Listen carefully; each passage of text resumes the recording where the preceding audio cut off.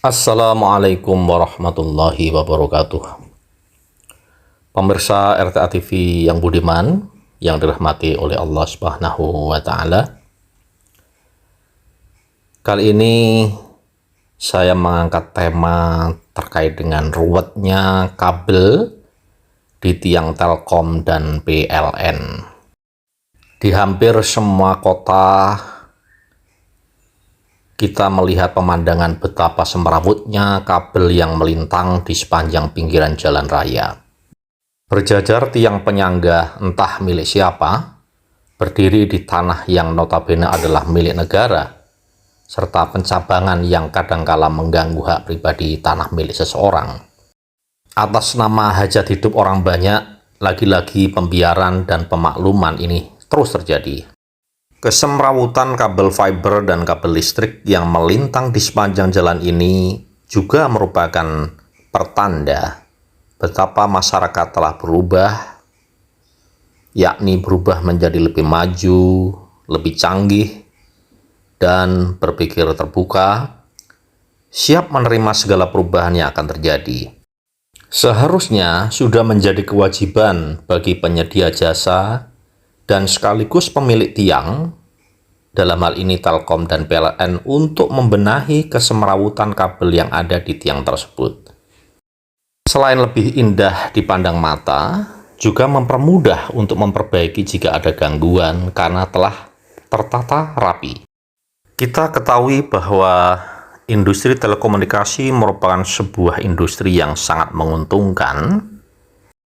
Bahkan PLN yang seharusnya mengurusi masalah listrik juga ikut-ikutan tertarik untuk terjun ke dunia internet ini dengan alasan untuk mencari keuntungan bagi perusahaan.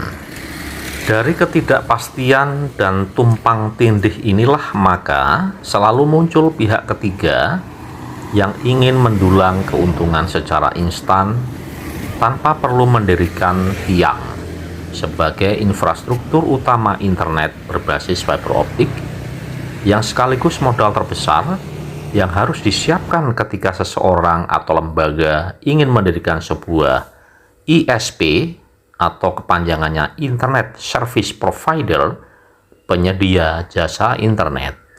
Akibatnya, kabel yang melintang semakin banyak, semakin semrawut, dan pemilik tiang seolah-olah diam saja, dalam hal ini PLN dan Telkom, tanpa ada tindakan.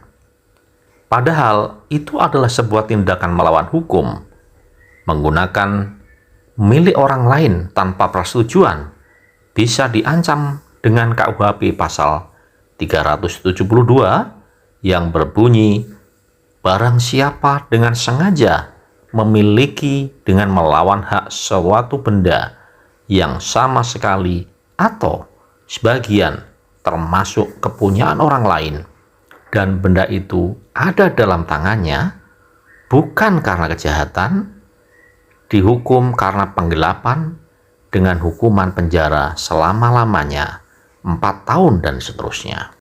Oleh karena itu dirasa perlu untuk diadakan sosialisasi, penertiban pengguna tiang, serta sanksi yang harus dipublikasikan ke publik. Betapa adalah suatu kejahatan apabila menggunakan tiang milik negara untuk kepentingan pribadi atau lembaga, apalagi untuk keuntungan semata.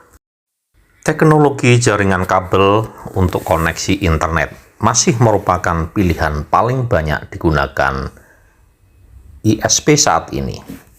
Fiber optik dapat menghubungkan koneksi internet dengan latensi lebih kecil dibandingkan dengan wireless. Dengan semakin banyaknya penyedia jasa internet, sehingga semakin banyak juga tiang-tiang dan kabel yang ada di pinggir jalan. Tiang-tiang ini umumnya dimiliki oleh ISP atau Internet Service Provider atau penyedia jasa telekomunikasi untuk menyediakan akses internet ke tower-tower seluler. Berbagai tiang fiber optik di mana pemilik tiang bisa dilihat dari kode warnanya.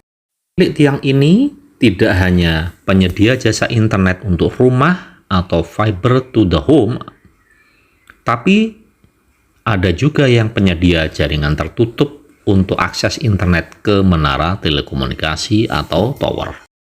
Pemilik tiang fiber optik ini antara lain PT Telkom, MNC, First Media, Bisnet, Moratel, I-Forte, Lintas Arta, MyRepublic, Indosat, XL, Fiberstar, Bali Tower, Alita, CGS, Telkomsel, dan lain-lain. Setiap tiang provider internet memiliki jenis dan ciri yang berbeda-beda.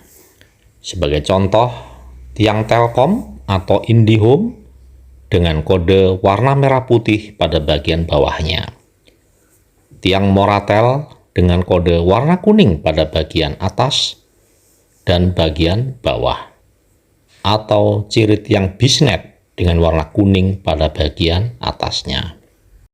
Dengan semerawutnya kabel-kabel tersebut merusak pemandangan, merusak keindahan kota. Apakah kesemerawutan ini kita biarkan selama-lamanya? Apakah tidak ada tindakan dari pihak-pihak yang berwenang? Sebenarnya, menarik tarikan kabel dengan rapi tidaklah hal yang sulit dilakukan. Semestinya kementerian dan lembaga yang memberikan izin kepada para internet provider atau ISP untuk menegur mereka yang melakukan pelanggaran-pelanggaran. Dalam hal ini, memasang menarik kabel fiber optik dengan seenaknya sendiri tanpa melihat kaidah keindahan kota. Bahkan ada yang menggunakan tiang provider internet yang lain. Setiap Pemda juga bisa menegur mereka untuk membenahi kesemerawutan kabel-kabel fiber optik tersebut. Janganlah dibiarkan sebuah pembiaran ini terjadi yang bisa menyimpulkan opini publik bahwa mengurus kabel yang sederhana ini saja tidak bisa, bagaimana mengurus yang lebih besar.